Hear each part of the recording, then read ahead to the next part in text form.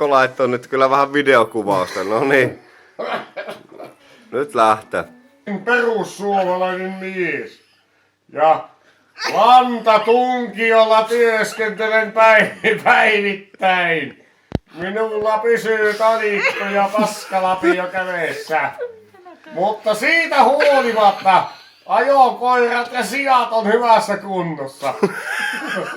Ja tänäkin päivänä toin havuja, kun on niin vellinä pihamaatin. Ajattelin eläinten hyvää asiaa. Ja toin havuja metsästä heille.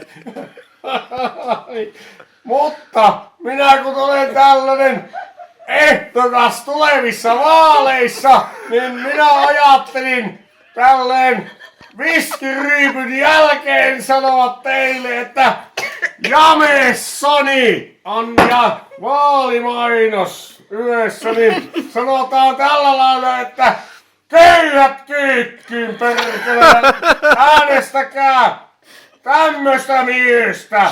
49 on numero. Ja perussuomalainen on puolue. Ja tuossa on vielä yksi hyvä vaalimainos. Minä haluan tätä näyttää tässä samassa filmissä. Ex-akkani oli tämmönen. Minä en halua, että tuleva vaimoni on tällainen. Toivoisin naiseltani pikkusen parempaa käytöstä, mitä tältä pääsiäisaikaiselta noita akalta. Tämän minä pidän kyllä tallessa. Ja annapa tipuu sieltä kanssa. Tipuu ja yksi muna.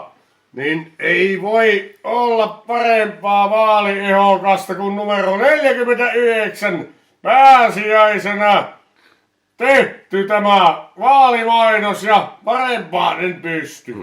Ja koirilla on edelleen ja kanaatti on syödetty vielä. Kiitoksia.